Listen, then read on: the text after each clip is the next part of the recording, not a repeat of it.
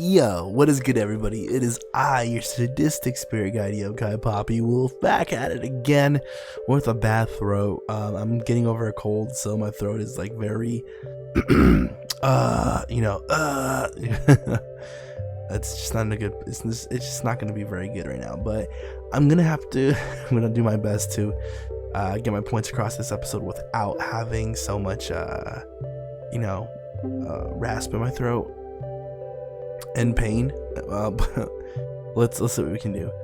This episode, honestly, off the bat, I don't know what's up with the Naruto anime lately. They just know how to give the slice of life a bigger impact than it normally is, and I really liking it right now. The Naruto anime is probably my favorite thing to watch every week now.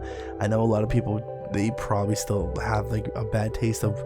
It's just weird. Like, I feel like there's one side of the side that's just like, oh, Boruto manga is better than the anime, I'm just gonna read the manga.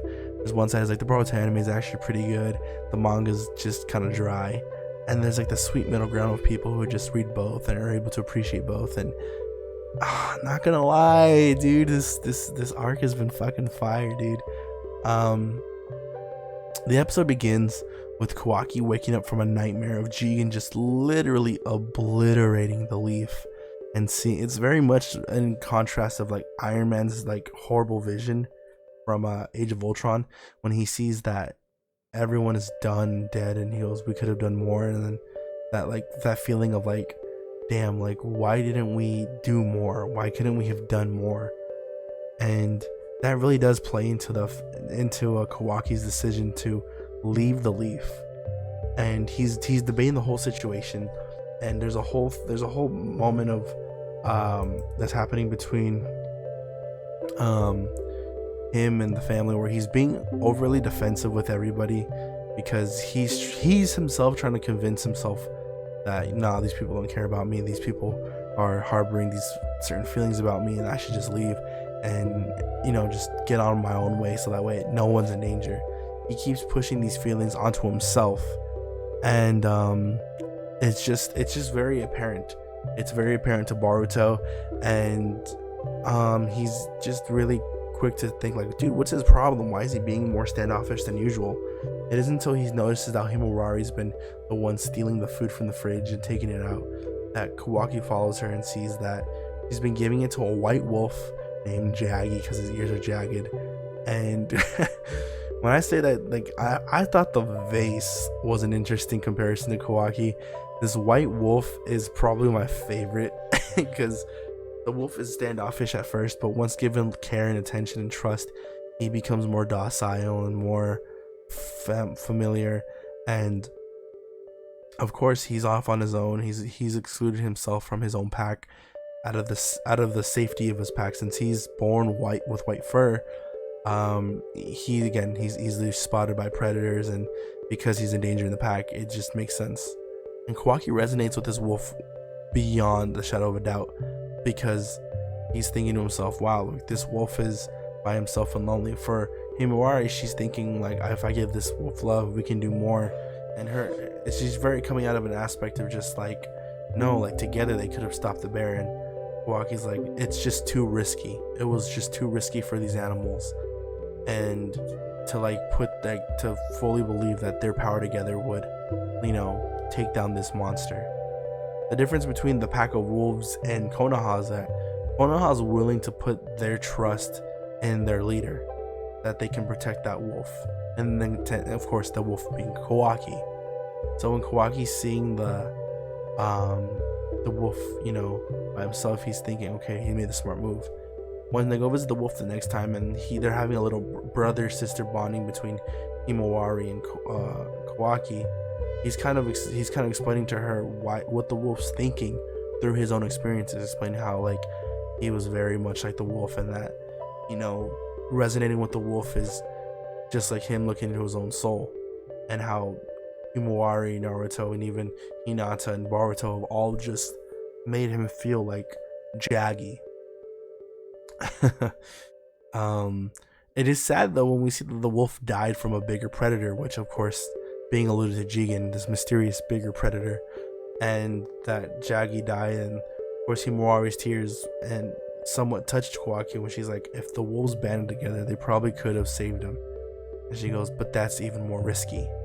He tells her to go home on her own and that he has business to take care of. And I think Himawari is smart enough to pick up that Kawaki wants to leave.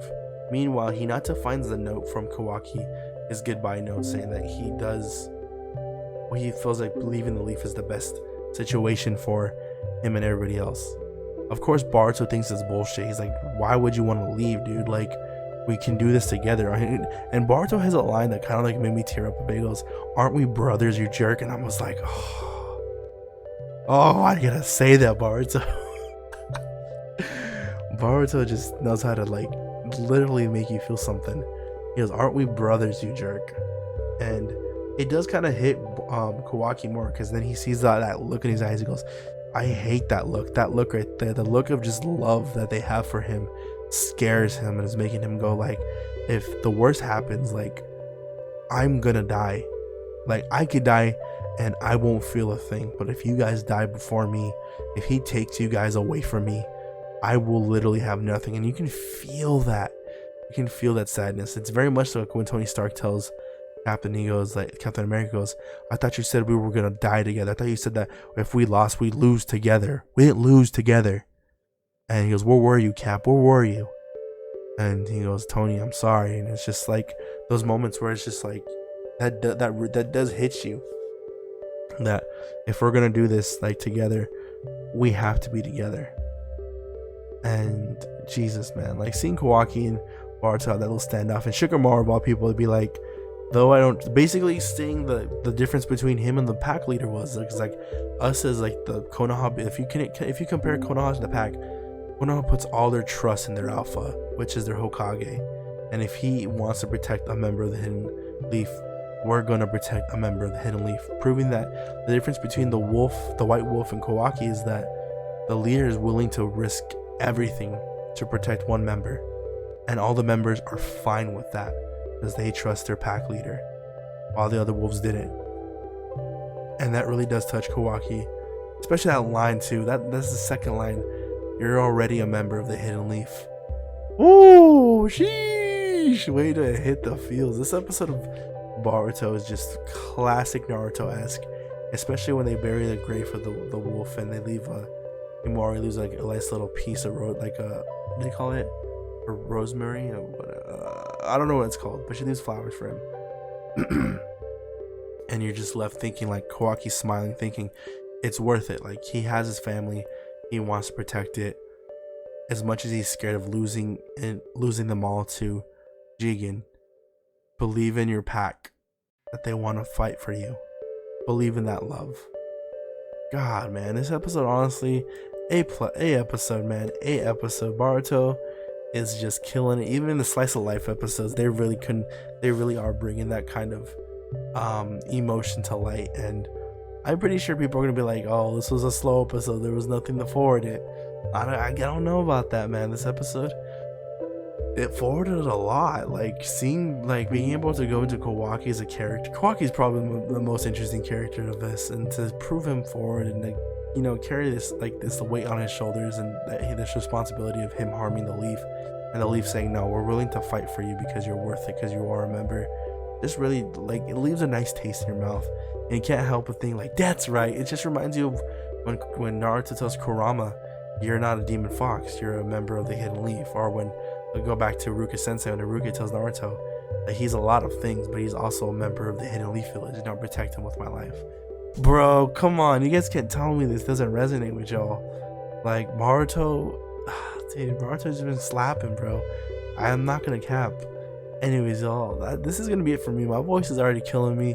I wish I could scream because I love this episode. Honestly, 10 out of 10 episode, A+ episode. I love this. I love going into like the personal character development of Kawaki, and like seeing him like overcome these obstacles. But that's gonna be it for your boy. It is I, your sadistic spirit guide Yokai Poppy Wolf, saying peace out, peace and love, and adios.